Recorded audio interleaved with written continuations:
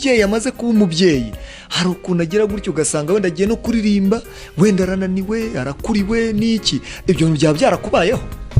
Njyewe si uko ibyo ntabiciyemo, ariko kubera rwa rukundo nakundaga korari, rwa rukundo nkunda kuririmba, naragendaga. Hari n'igihe ndumva hari igihe twagiye muri 2004 mu Mavuna, ndagenda ndirimba ku isabato. Ndibuka umubyeyi umwe yaraje arambwira ati mwana wanjye wakururaga ijwi nkagira ngo akana karagwa hasi. Urumva icyo gihe hari ku isabato, ndumva narabyaye ari mercredi.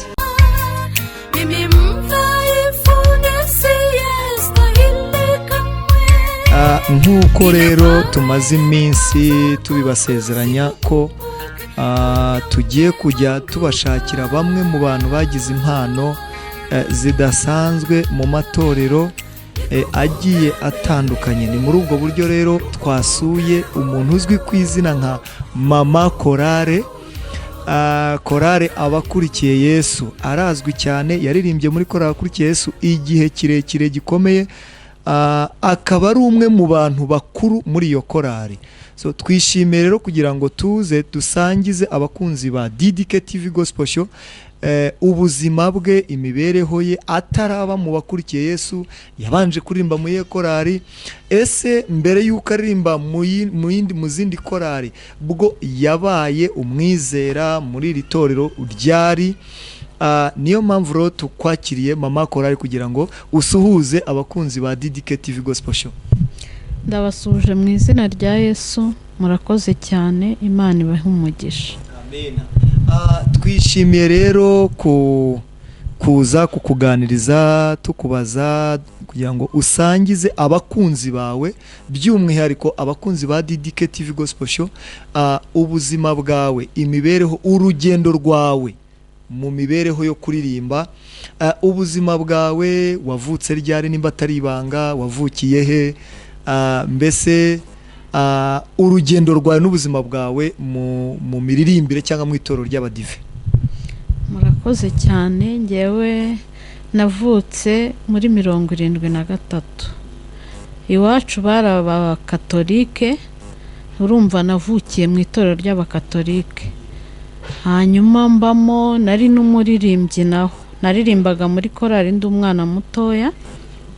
Hanyuma nyuma yaho mukuru wanjye yari umudivantiste n'umugabo we, nkajya njya kumusura, tukajyana gusenga ku isabato, nkabona ni byiza, nkongera ngasubira mu rugo nk'uko bisanzwe.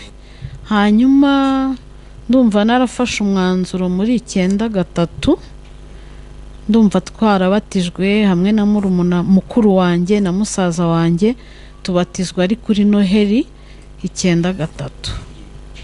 Nuko natangiye urugendo mu badivantiste. Urakoze cyane. Mama chorale, wasangiza abakunzi bawe, abakunzi ba DDK TV Gospel Show, amazina yawe yombi, noneho wamara kudusangiza amazina yawe yombi ukaba watubwira noneho ukinjira mu itorero nk'uko bitubwiye byaje kugenda gute? Ese wahise winjira muri chorale Abakurikiyeyesu kuva icyo gihe cyangwa wabanje kuririmba mu yindi chorale? Nta cyaka kandi akagufasha. Amazina yanjye nitwa MUKABAHIZI Vestine, nkaba naravukiye Kacyiru nabibabwiye. Hanyuma ubwo mukuru tumaze kubatizwa, kubera ya mpano yo kuririmba, wari usanzwe ufite n'ubundi muri katolike. Muri katolike ndibuka ko hari utuntu tuzamuka cyane mwarimu wacu yajyagamo. Hanyuma numva nanone ntago nakwicara, hari chorale y'abasore yitwa Umucyo wa Kristo, mpita nyijyamo, twarepeteraga kwa mwarimu Samuel, ariko sinaririmbaga soprano. Muri icyo gihe waririmbaga irihe jwi? Ukiva muri katolike waririmbaga mu Mucyo wa Kristo, usanze ari abasore, wafashe umwanzuro gute wo kuririmba muri iyo chorale, ndetse uririmba n'irihe jwi? Umwanzuro nawufashe, nakundaga kuririmba cyane. Hanyuma mbona abakobwa tungana n'abasore turi mu rugero rumwe, mpitamo kujya muri iyo chorale. Naririmbaga Tena, ijwi rya Tena iri ngiri abagabo baririmba, ukaririmba ukarishobora rwose. byumvikane yuko muri katolike wari ufite rwose wari uvanyeho umwimerere w'ijwi kugira ngo uhite unaririmba ijwi ryo hejuru nka ririya kandi rya kigabo. Murakoze. Muri katolike naririmbaga soprano, hanyuma mu mucyo soprano yari abagabo, hanyuma rero njya muri tena, muri iryo jwi rya tenari. Nimba wibuka mu mucyo wa Kristo waba waririmbyemo nk'imyaka ingahe?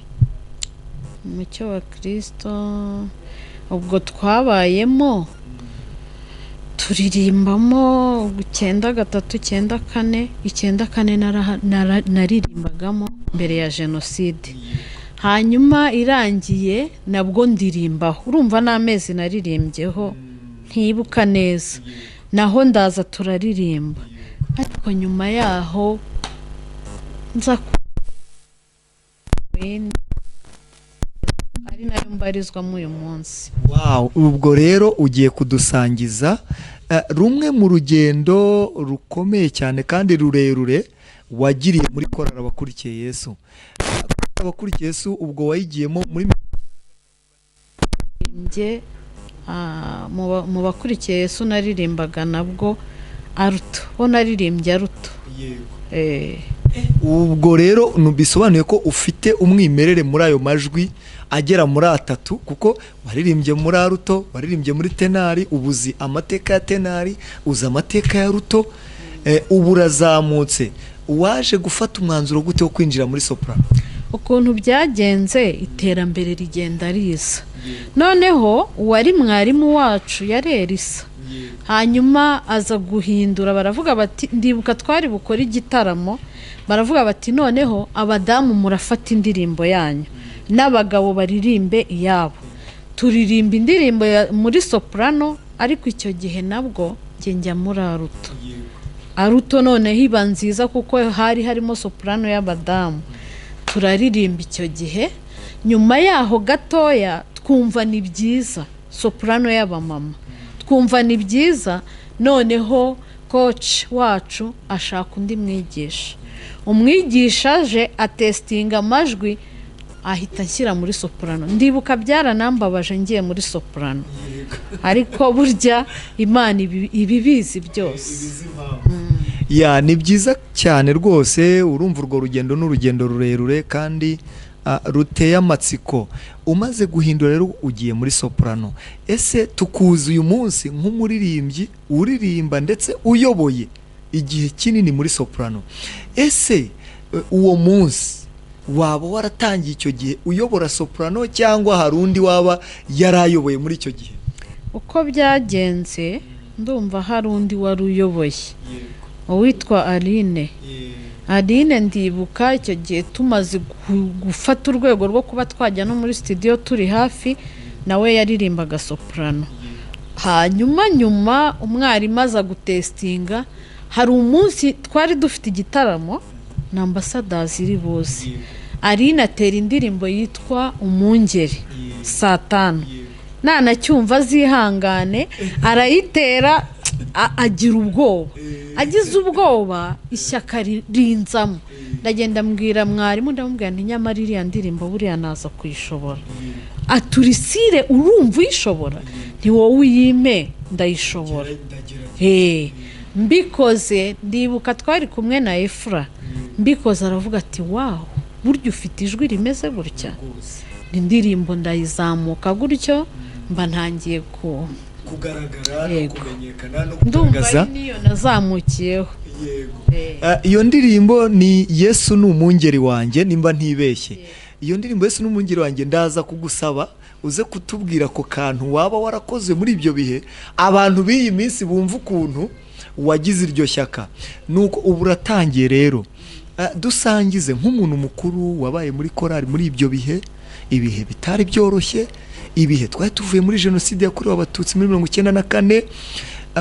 Mu by'ukuri rwari ubuzima butoroshye. Guhita mufata umwanzuro ukavuga uti mvuye mu yindi chorale ngiye muri iyi chorale, ugahita uzamukana niyo chorale. Iyo chorale rero yaje kwandika ibigwi gute, yazamutse gute, ese yageze igihe cyo kujya muri studio gute? Dusangize kuri urwo rugendo nk'umuntu mukuru. Ndumva murakoze cyane. Twagiye muri studio nimba ntibeshye muri 2018 gutyo 9 icyo gihe rero twaje kuguma nyine uko burya iyo ikintu cyose ufite intego ukigeraho. Hanyuma hari umwarimu watwigishaga witwa Efura, nubwo atakiriho ariko n'ubu kuba ndirimba gutya ngira ngo niwe mbikesha, kuko yatwigishaga kugorora amajwi ukavuga biremera. Burya ikintu cyose iyo ufite ubushake ukigeraho.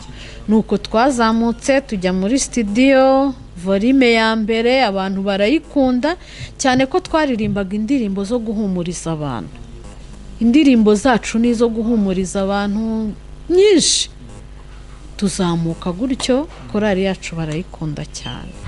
Muri ibyo bihe hariho chorale, ndibuka chorale abatwara mucyo nibwo yari igeze mu gihe gishyushye, ifite indirimbo nyinshi ndetse zari zikunzwe muri ibyo bihe. Ni iyihe mbogamizi cyangwa ni ikihe kintu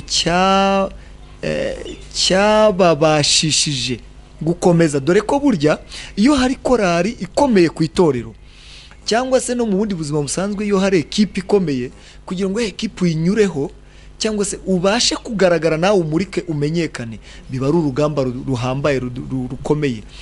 Ni ikihe kintu, nizihe ngamba mwafashe kugira ngo muri icyo gihe mubashe kuzamuka namwe mutangire mumenyekane, mutangire mutumirwe hirya no hino? Kandi nzi ko muri ibyo bihe mwatangiye mugatumirwa za Remera, za Samuduwa, za nibwo hari hagihangwa. Nizihe mbaraga mwashyizemo, mwakoresheje? Ikintu cya mbere nkubwira, burya iyo usenze Imana byose biremera. Ibyo ngibyo twabibashishijwe no kuba ku mavi.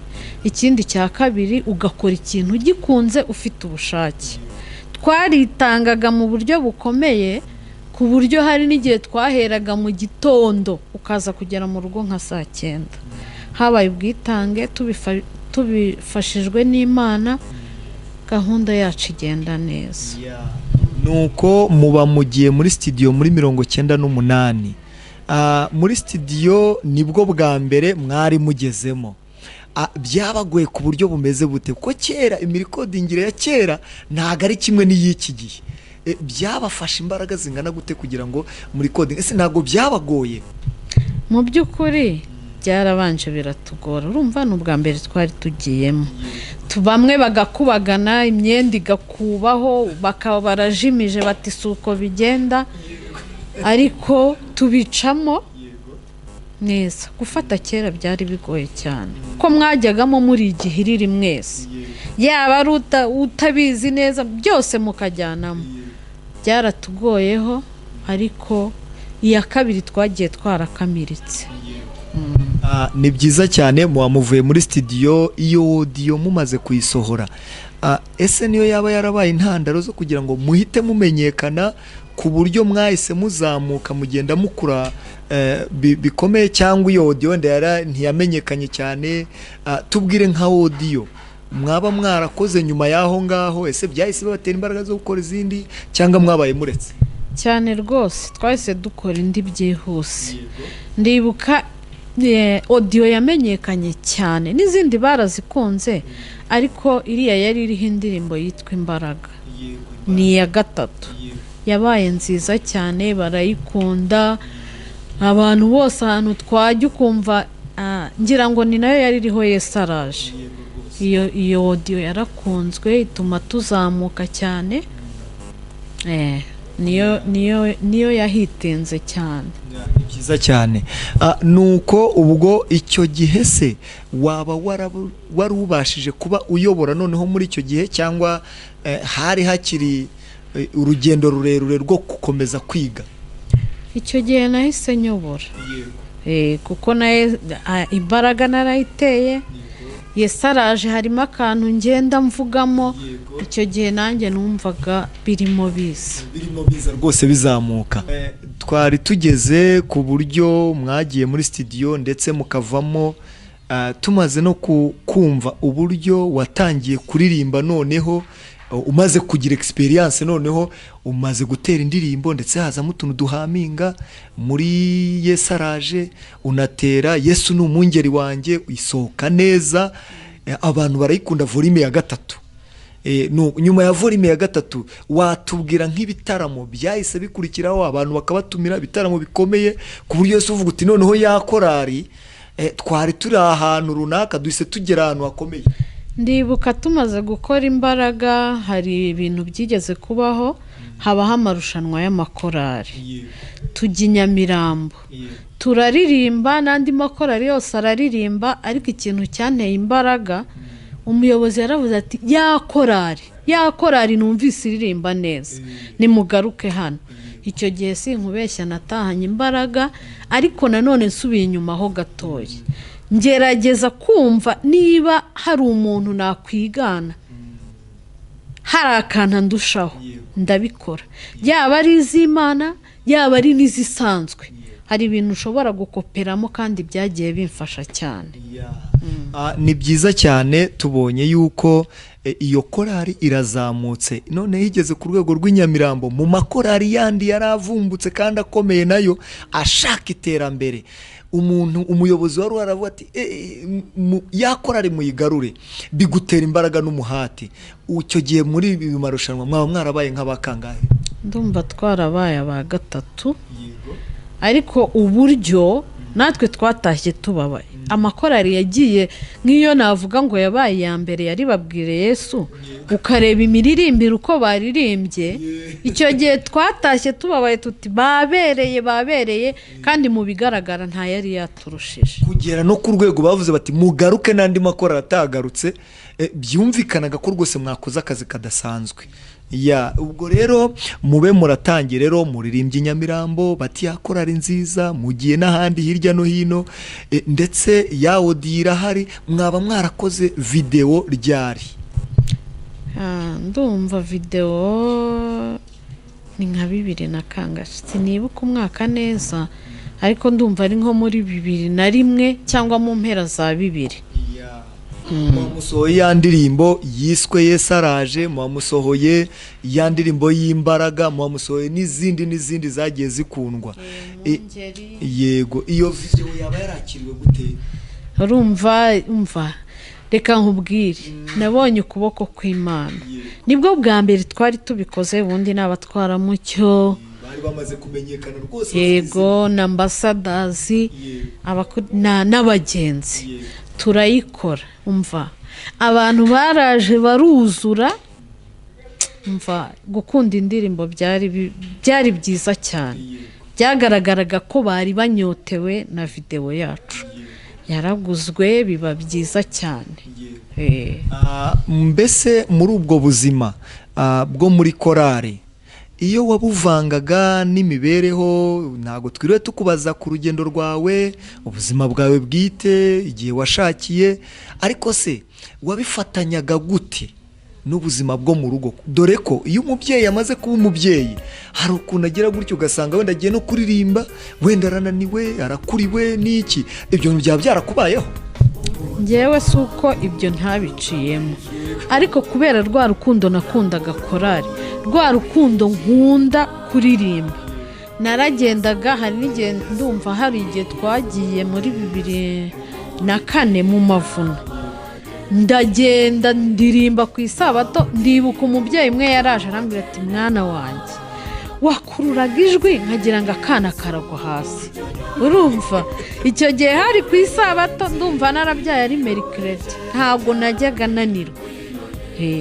Umva gufite umuhate n'ububyutse bukomeye, ukumva mbese umurimo w'Imana ntabwo wapfa kubw'uko unaniwe cyangwa umerewe nabi cyane rwose. Ko hari n'igihe twari duturanye na mabukwe, siga umwana wanjye yarembye afite umuriro wamurenze.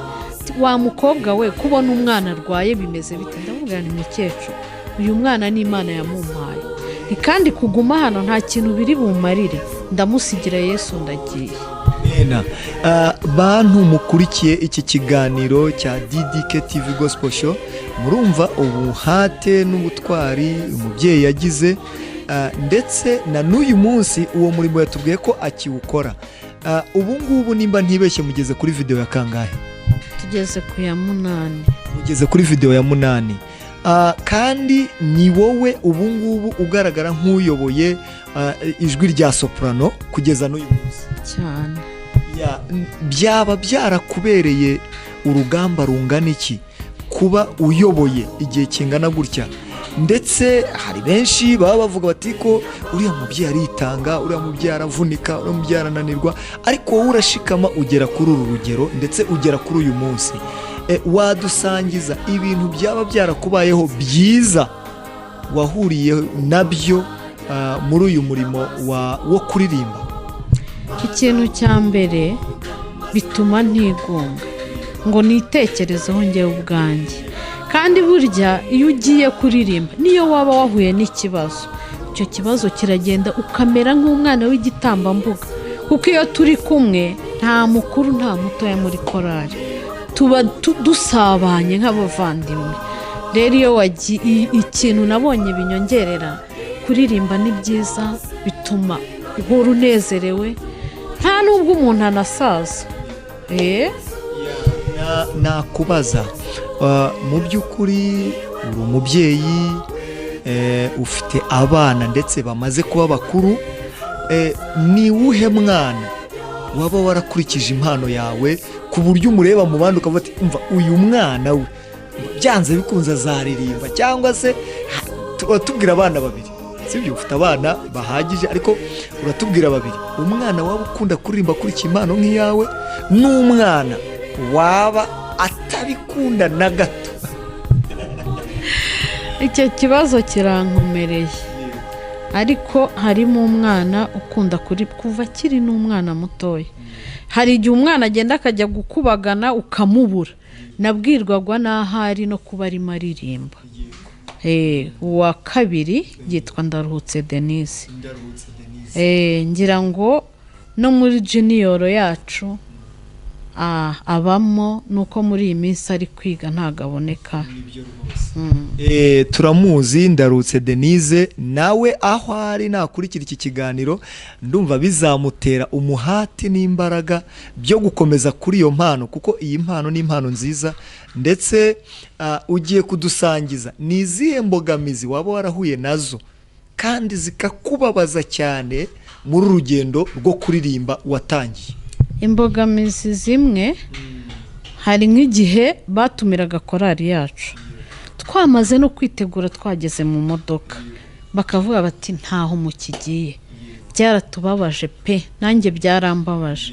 Ikindi gihe nigeze kubabara, ni umunsi chorale yari bujye kuririmba, umutware wanjye arambuza. Uwo munsi ngira ngo n'ibiryo sinabishoboye, natashye ntavuga. Kuva uwo munsi yaravuze ati ntago nzongera kukubuza kujya kuririmba. Mu by'ukuri uradukundiye, utubwije ukuri, kuko iyo mbogamizi ntago yabura mu rugendo rw'umubyeyi, kandi nawe ugomba kumwumva. Bakunzi ba dedicative gospel show, ntago bisobanuye ko uwo mugabo atari afite uburenganzira. Yari afite uburenganzira ndetse hari n'inshingano nyinshi yabashaga kubona, akavuga ati ntago bishoboka, uyu munsi wenda hari umwana umeze gutya, uyu munsi wenda twari kujya aha. Chorale yaratumirwaga cyane, nawe yabaga gukeneye rwose. Birumvikana ko utubwije ukuri. Ikindi kintu nakubaza gitoya, ese buriya muri uru rugendo rwa muzika cyangwa muri uru rugendo rwa gospel mu kuririmba, nabahe bahanzi? Reka mbanze icyo ngicyo ndakibaza mu buryo bubiri. Nabahe bahanzi wireferaho ukumva bakubereye inspiration yo kuguma ku ijwi ryawe? Dore kuririmbye imyaka myinshi, dukurikije igihe wabitangire kuva uri muri katolike kugeza uyu munsi, ukaba uri umuririmbyi n'umuntu ukiririmba, ukumva iryo jwi ryawe abantu bakumva baracyakunze ryajwe, ndetse waba wabuze, hari feedback ziboneka bakavuga ati wa muntu ntago yabonetse, ibintu byabishye, urabona rwose. Nabahe bahanzi wireferaho cyangwa wumva ufatiyeho icyerekezo muri urugendo rwo kuririmba, bagufasha inspiration yo kuririmba? Ubundi umuhanzi wa mbere nakunda gukunda kurura ijwi rye ni Celine. Celine Dion. Ababyumva murumva ko yafashe icyitegererezo kuri Celine Dion n'uburyo yakururaga ijwi. Undi muhanzi wo mu Rwanda nkunda ukuntu King James aririmba na Tom Close, ubu ngubu na Igor Mabono. Aho bari bakurikiye iki kiganiro nabo bazabyumva. Uyu ni umubyeyi wafashe igihe kinini aririmba. Muzakurikira ibihangano bye kuri chorale Abakurikiyeyesu iba kuri YouTube. Muzabasha kumva iryo jwi ndetse mwumve na inspiration mwamuhaye. Bibabere rwose ishema kuba namwe hari abantu benshi mwagiye mufasha. Ubundi buryo nashatse kukubaza mu mibereho yo kuririmba, inspiration uyikura he? Iyo urebye nabahe bantu duhe nk'amakorari nk'atanu, ashobora kuba ari abadive, ashobora kuba ari n'abandi rwose bo mu barokore, bashobora kuba ari abakatolike, bashobora kuba rwose ntugire impungenge, ntugire ipfunwe, ubona bakakunezeza ukumva ayo makorari rwose waririmba, mbese bibaye ngombwa yuko waririmbamo, bibaye ngombwa ko wava mu Abakurikiyeyesu ko iyo korari wayiririmbamo cyangwa se wayifatiraho icyitegererezo cyangwa ikunezeza mu miririmbire yayo. Njyewe korari ya mbere yanezezaga, suko n'izindi ntazikunda, ariko Ambassadors of Christ. Yego. Nakundaga umubyeyi Mire yaririmbaga neza kandi namwigiyeho byinshi. Ndongera nkunda umwana Efura, naramukundaga nawe, hari byinshi namwigiyeho nk'umwarimu wanjye. Rero na Mire hari byinshi namwigiyeho. Hakaba undi mwana wahise azamuka witwa Sanyu nawe afite ijwi nkunda. Iyo ni korari ya mbere. Nakubajije nka korari nk'eshanu wumva iyo wenda tuvuge ko iri ku ruhande, iri ku rutonde rwa mbere, izindi wumva zikwespira, wumva rwose zikunezeza. Nezezwa na korari ya Kumukenke, harya yitwa Sirowamu. Iyo korari iranezeza cyane. Utanababonye video yabo baririmba nk'abadivantiste, wumva baririmba neza pe, kandi ndanabakunda cyane.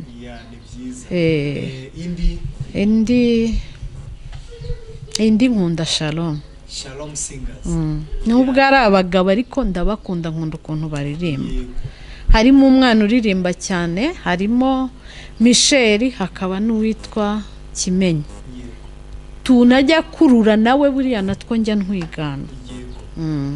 Birumvikana yuko urwo rugendo rwo gukurikira cyane ni urugendo rwiza. Nubwo nakubajije korari eshanu, reka mbanze mbe ngarukiye aho ngaho. Ariko se niki wabwira abantu mu by'ukuri uyu munsi byaragufashije? Nimba waratangiye kuririmba uri umukobwa, ukaba ugeze iki gihe aho ubyaye imbyaro runaka, ukaba ukiririmba umuntu wese akishima ndetse akanezezwa no kumva ya voice yawe nziza, niki wahaho inama ku bakiri batoya? Twakomeje kumva yuko abo bantu baguha inspiration ndetse ukabigana. Wagira inama ki abantu nk'abo ngabo noneho, sibyo ufatiraho icyitegererezo? Wabagira inama ki? Ese abari inyuma yawe bo wabaha inama ki, icyitegererezo bafatira ku bandi cyangwa se? Murakoze cyane. Icyitegererezo naha abari inyuma n'abana bato turi kuririmbana ubu ngubu, inama nabaha ya mbere, wowe banza ubwawe wigirira icyizere. Ikindi cya kabiri, usaba Imana iguha imbaraga, ukunda icyo urimo kugira ngo ubijyemo bikunze, kuko iyo ubikunze niho hahandi uvuga uti ariko hariya uriya yaririmbye gutya njye sinahashobora. Nshobora no gusubiza indirimbo inyuma kugeza ubwo ka kantu ngashoboye. Nk'ubu ndaguha urugero nko kuri Daniela n'umugabo we. Hari indirimbo yaherutse kuririmba yitwa Narakijijwe. Hari akantu ahamingamo kugira ngo ngafate nagiye nsubiza inyuma kugira ngo numve ko ngendana nawe, kandi narabishoboye. Bivuze ngo iyo ukunda ikintu ugomba kugira n'umuhate wo kukiga. Mu yandi magambo bisobanuye yuko umuhanga, ikigira umuntu umuhanga nuko agenda yiba ubumenyi cyangwa se ashakisha ubumenyi hirya no hino, bituma itara rye ritabasha kuzima cyane. Ukavuga uti kariya kantu ngiye sinagashobora. Uriya nk'ubu ngubu ushobora kumbwira uti tera indirimbo ya Sanya, nkamwigana bikemera. Tera indirimbo yewe niyo ari umugabo ndamwigana nkabishobora. Nta muntu ujya unanira kwigana kubera bwa bushake mba numva mfite muri njyewe. Aho mboneyeho kwibuka, hari igitaramo twakoze muri Apase, nimba wibuka ubwo urahita umenya icyo nshatse kukubaza. Hari indirimbo y'abantu bitwa chorale yitwa Adonai. Hari indirimbo bateye ndetse bifuza yuko wayigiramo uruhare nawe gutera muri icyo gitaramo. Waba warayize igihe kingana iki, ko wageze igihe ukayitera ukumva noneho ahubwo usa nk'ugiye kurenga wa wundi wayiteraga? Waba warifashe iki gihe kingana iki kugira ngo uyimenye? Murakoze cyane. Ndumva badusanze muri repetition imwe turagendana, ndumva ariko baranaje nka rimwe, ni rimwe baje twongera guhura duhita tuyiririmba. Rwose ni ukuvuga ngo byagutwaye nk'icyumweru kimwe cyangwa? Ni nk'icyumweru kimwe, ariko nabwo ntabwo nabyitagaho cyane. Ariko ngewe niba hariho iki numva nta muntu wananira kumwigana. Ubwo rero ni ikintu nashatse kubaza kugira ngo n'abandi bakiri batoya bakurikiye DDK TV Gospel Show babashe kumenya yuko kwiga cyangwa se guhora wiga ndetse no kwigirira icyizere ari kimwe mu bintu bifasha mu mibereho yo kuririmba. Muri ibi bihe tubayemo bya corona virus, wiyespira gute cyangwa se ufata igihe kingana iki cyo kugira ngo usubiremo ijwi ryawe ritazasubira inyuma? Rero mpora mbibwira n'abari abana turirimbana, ntago mba umuririmbyi ari uko ngeze muri repetition, simba umuririmbyi ari uko ngeze kuri stage. Oya, mpora ndirimba niyo ndi mu rugo, nkora imirimo yanjye ndi kurepeta. Bikagufasha kugira ngo no muri cya gihe wagarutse muri chorale uzabe ugifite ryawe. Yego, niko bimeze. Mbese dusoza, mu by'ukuri tuganiriye byinshi kuri DDK TV Gospel Show. Tunagushimira yuko waduhaye uyu mwanya kugira ngo usangize abakunzi bawe, abakunzi ba DDK TV Gospel Show. Twagira ngo dusoze. Dusoza rero, urumva uteganya iki muri urugendo rwawe rw'imiririmbire? Ese chorale Abakurikiyeyesu ni iki yaba ifite iri kudutegura, cyangwa se ni iki yaba itegura kugira ngo ibi bihe nitubivamo, nituba tubivuyemo amahoro, ahari se tuzababone? Dore ko twari tumaze igihe tutabasha kubabona. Tubwire imishinga mufite muri ibi bihe, icyo muteganya kuzatugezaho. Nagiye kubona mbona indirimbo yitwa Abaririmbyi, indirimbo tutari tumenyere, tutari tuzi, tubona igiye kuri YouTube. Niho mpereye ngira ngo nkubaze imishinga mudufitiye cyangwa se icyo muteganya, ari wowe ubwawe icyo duteganyiriza ari na chorale. Murakoze cyane. N'ubundi corona virus yabayeho, turimo gutegura indi audio nshyashya, twitegura gukora na David. Rero kubera ibi bintu byaguma mu rugo, indirimbo twari tutarazirangiza, ndetse n'uyu munsi hari yasohotse yitwa Wera muri izo nshyashya. Rwose turitegura ko ibi bihe nitubisohokamo amahoro, tuzahita duha abakunzi bacu igihangano gishyashya. Audio zo zatangiye kubageraho, tuzahita dukora n'amashusho. Ni byiza cyane, murakoze cyane. Mama Jarike cyangwa Mama Chorale, nagira nkubaze, ni iyihe ndirimbo wumva ukunda cyane mu ndirimbo z'Abakurikiyeyesu? Ese mu ndirimbo wateye ni iyihe ndirimbo wateye ukumva yuko rwose wayiteye neza ukumvira kubatse cyane? murakoze cyane. Indirimbo nateye n'izindi ntago zari mbi, ariko uko twagendaga dukora alubumu niko n'ubundi natara izigenda izamuka. Indirimbo nateye nkumva imeze neza ni iyitwa Nikumbuke. Nikumbuke, ya nikumbuke rwose nibyo, nanjye nkunda gukurikira ibintu byanyu cyane.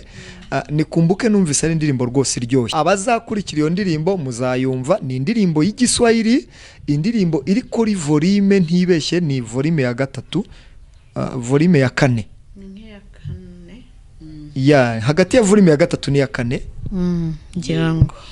Ubwo mu by'ukuri indirimbo wateye bwa mbere, indirimbo wateye bwa mbere ukumva uyiteye neza, ariyo yindi watubwiraga, iyo wakwihangana ukayitunyuriramo akantu gato cyane kuri ka gahaminga wateraga nyine. Yo nta kibazo.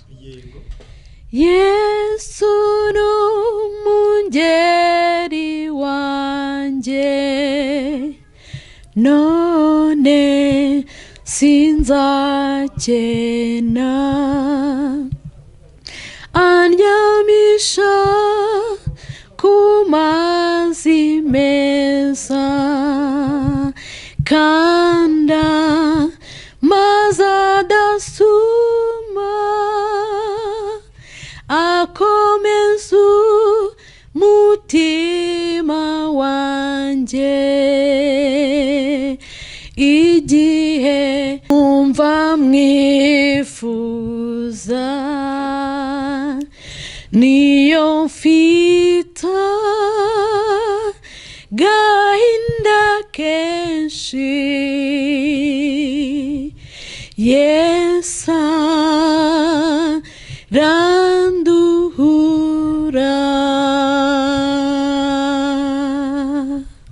Mwabyiyumviye mu rugendo rurerure umubyeyi yanyuzemo. Indirimbo ya mbere yabashije gutera niyo ngiyo, yari indirimbo igoye.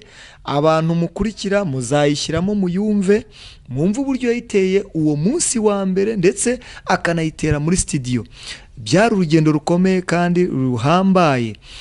Mama Jarike, ni iyihe ndirimbo muri chorale Abakurikiyeyesu yaba aragiye kuri album kavuga uti iyi ndirimbo noneho kuri njyewe ni y'ibihe byose? Iyo ndirimbo nubwo abantu benshi sinzi niba ari njye uyikunda njyenyine, indirimbo yitwa Umucyo. Umucyo nagiye ngira inzozi nyinshi, ni nacyo cyanyemeje ko nyikunda cyane. Nkajya nyirota ndi kuyiririmba inshuro nta kubarira. Iyo ndirimbo Umucyo, hari abantu bashobora kumva Umucyo ntibahite bamenya Umucyo ni iyihe ndirimbo. Wenda nimba ntibeshye nagufasha tukarimbaho igice kimwe. Yego, Umucyo. Umucyo wako uturuka mu ijuru, umucyo wako uturuka mu ijuru, utamurura umwijima, ni Yesu, ni Yesu umurikira bagenzi, nta undi mucyo wakenerwa keretse Yesu, umucyo nyamucyo muri nzira iruhije cyane, ngwino Yesu utumurikire, ni Yesu, ni Yesu, niwe mucyo witeka, niwe twifuza ibihe byose, ngwino Yesu utumurikire. Mwabyiyumviye nubwo ari umumama ukuze waririmbye igihe kiremure, cyabyumva yuko rwose afite umwimerere, ndetse hari n'abantu batoya akibasha kurusha. Mama Jarike, turagushimiye kubwa